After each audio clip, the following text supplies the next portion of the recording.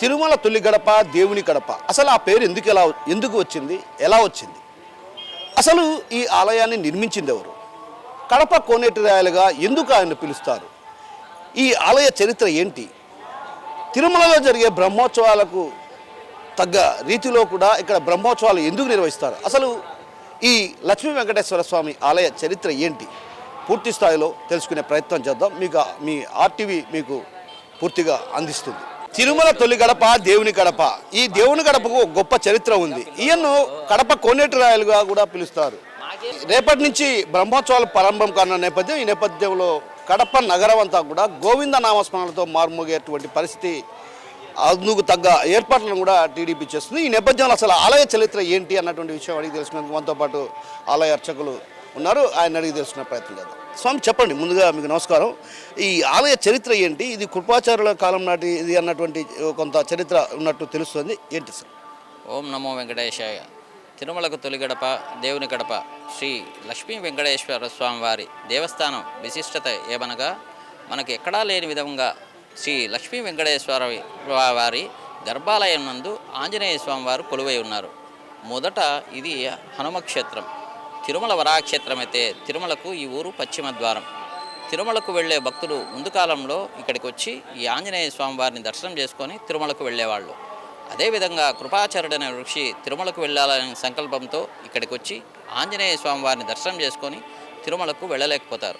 ఆయన అప్పుడు ఇక్కడే ఉండిపోయేసి వెంకటేశ్వర స్వామి గురించి తపస్సు చేయగా ఆయన భక్తి వెంకటేశ్వర స్వామి వారు మెచ్చి ఇక్కడ దర్శనమిచ్చి ఇక్కడ ఆంజనేయ స్వామి వారి ముందర వెంకటేశ్వర స్వామిని ప్రతిష్ఠ చేయండి, రాబో కాలంలో తిరుమలకు వెళ్ళలేని భక్తులు ఇక్కడికి వచ్చి దర్శనం చేసుకుంటే తిరుమలకు వెళ్ళినంత ఫలం వస్తుందని చెప్పి అంతర్ధానమవుతారు.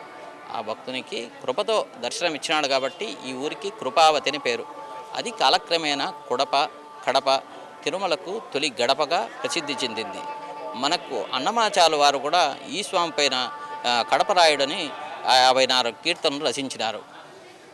స్వామి, ప్రధానంగా ఇక్కడ ఈ ఆలయంలో మనం చూస్తే ఒక రకంగా మంత్రముగ్ధులయ్యేటువంటి పరిస్థితి కనిపిస్తుంది.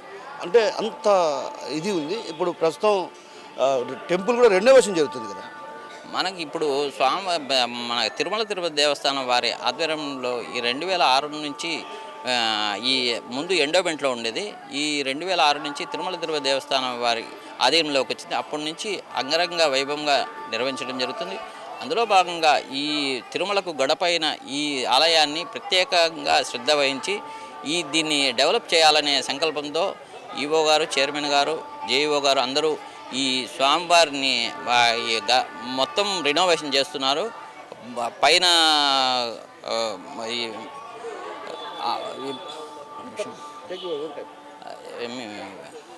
విమాన గోపురాలకి 3 గోపురాలకి బంగారు కలశాలు కూడా మనకు శాంక్షన్ అయినాయి. అదేవిధంగా స్వామివారి గర్భాలయము, అమ్మవారు, ఆండాలమ్మ, విశ్వక్షేణ మందిరము, అన్నీ కూడా చాలా అద్భుతంగా తీర్చిదిద్దుతున్నారు.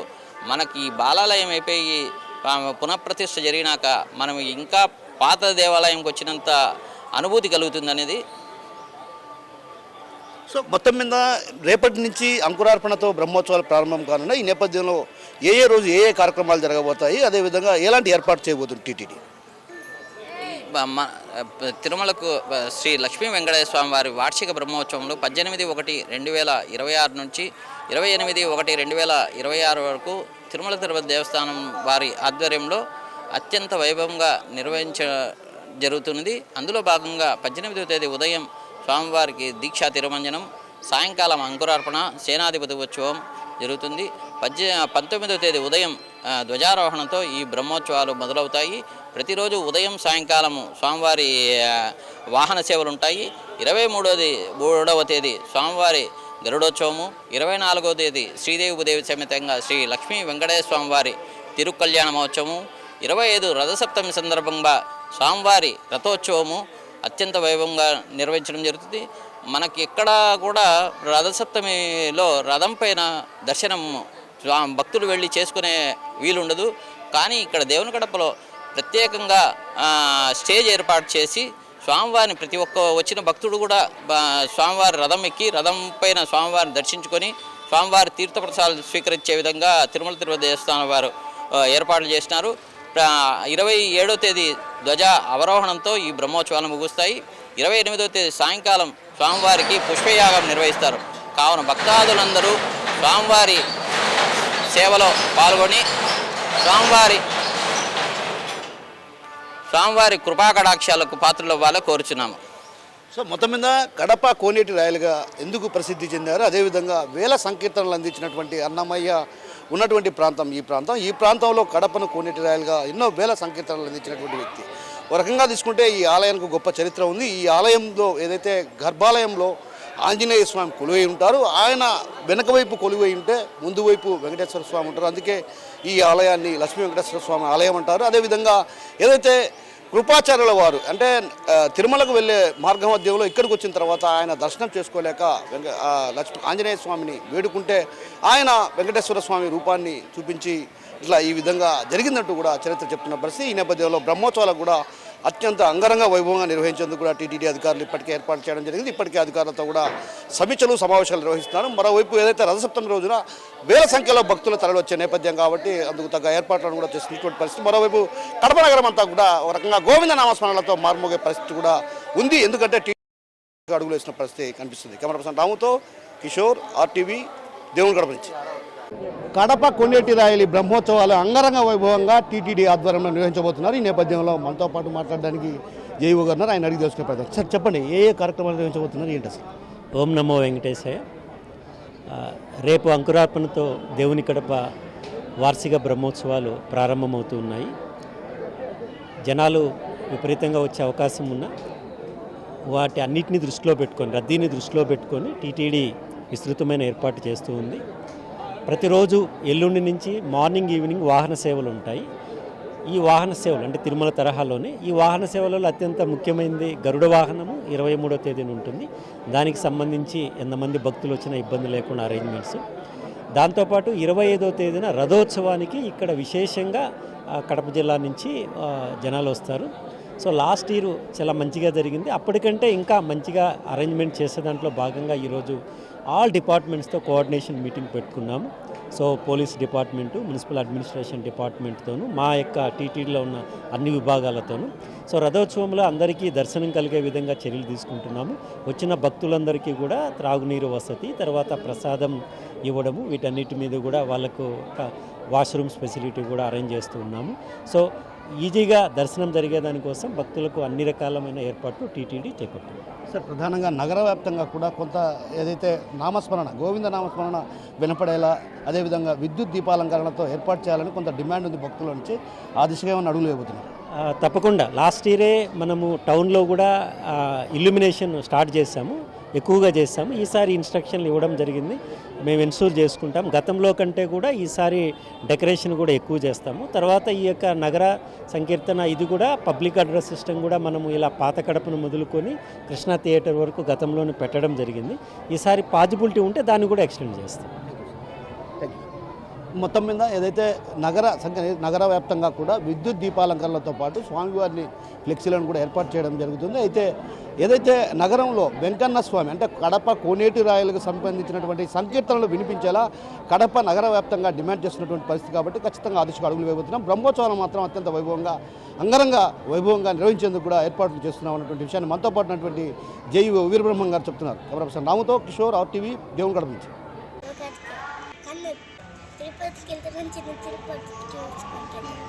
నా పేరు రోహిత. ఇప్పుడు మేము దేవుని తొలి గడపకు వచ్చాము. కడప కోనేటి రాయలు అని అంటారు ఈయన్ని. మేము ప్రొద్దుటూరు నుంచి వచ్చాము. సో ఎప్పుడు ఈ గుడికి వస్తూ ఉంటాము. ఇక్కడికి వచ్చి వీళ్ళ డెవలప్మెంట్ కానీ అంతా చాలా బాగుంది. వచ్చి ఈ గుడిలో కూర్చుంటే చాలా పీస్ఫుల్గా అనిపించి మనశ్శాంతిగా ఉంటుంది. అండ్ ఇంకా రినోవేషన్ చేస్తున్నారు, ఇంకా డెవలప్మెంట్ చేస్తున్నారు, చాలా బాగుంది. సో ఈ గుడికి వచ్చి విజిట్ చేయడం నా అదృష్టంగా నేను భావిస్తున్నాను. Thank you. ఈ గుడి ప్రత్యేకత ఏంటంటే ఇక్కడ లక్ష్మీ వెంకటేశ్వర స్వామి ఉంటారు. ఆయన వెనకాల ఆంజనేయ స్వామి రూపం ఉంది.